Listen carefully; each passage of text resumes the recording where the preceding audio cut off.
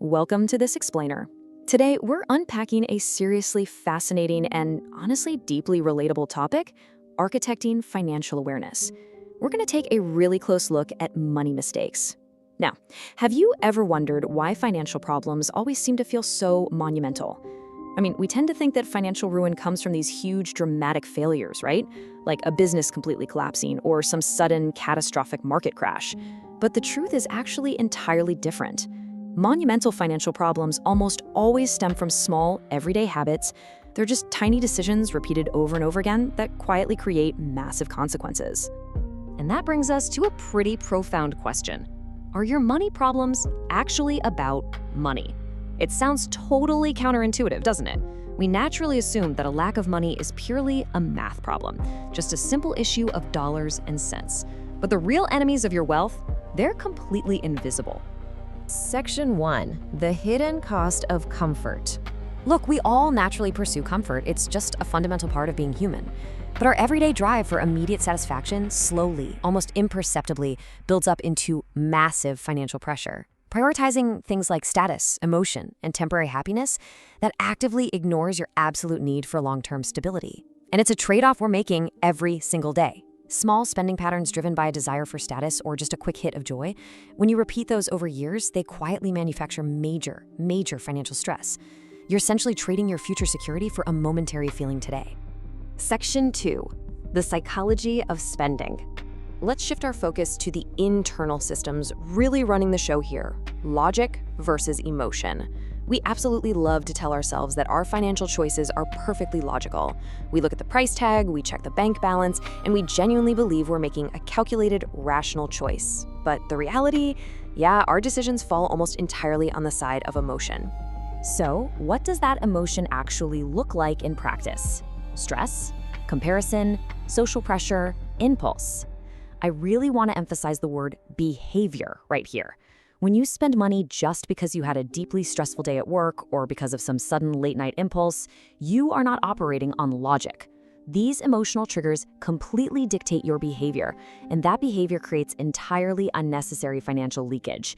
It's quite literally money slipping through the psychological cracks of your daily life. And this brings us to a very specific modern danger. Social media creates constant comparison.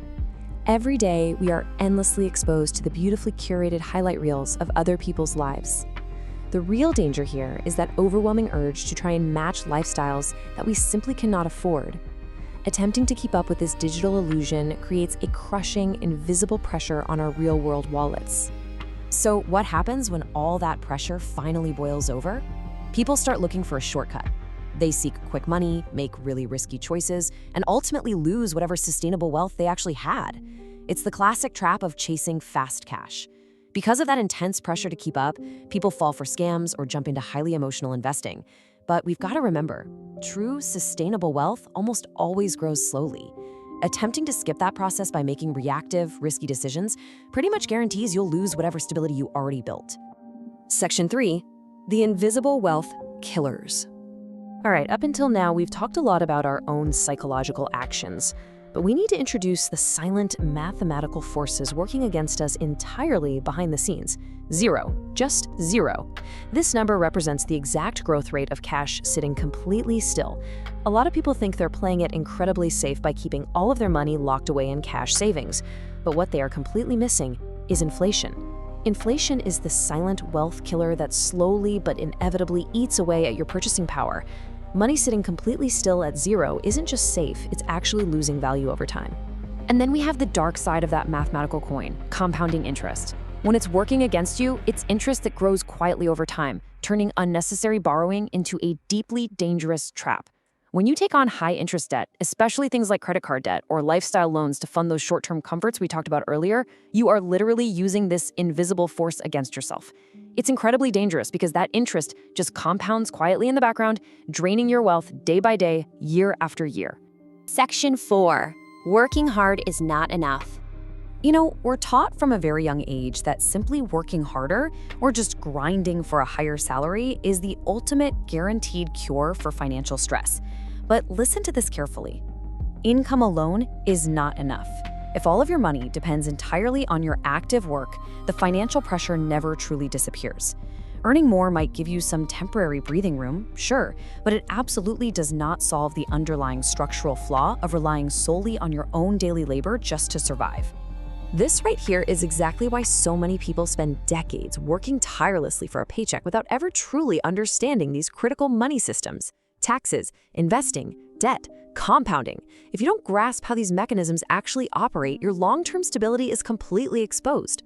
Financial knowledge literally changes your decisions. Without it, you're just endlessly working for the system, instead of having systems like solid assets and investments working for you over time. Section 5. Rewiring your financial mindset. Okay, so we've identified the traps, we've seen the invisible killers, and we know the emotional pitfalls.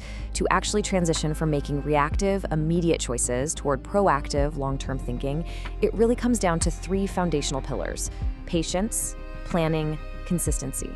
Without long-term thinking, pretty much every money decision you make is just a knee-jerk reaction to stress, impulse, or comparison. But these 3 principles, they actively build financial stability.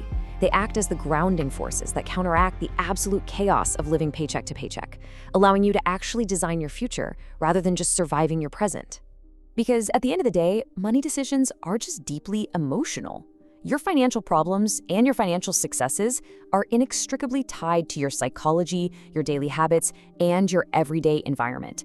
We really have to accept the fact that our bank accounts are very often just a direct reflection of our internal emotional landscape. Which brings us to this final, absolutely crucial realization. Stop thinking only about money and start thinking about behavior. Let that sink in for a second.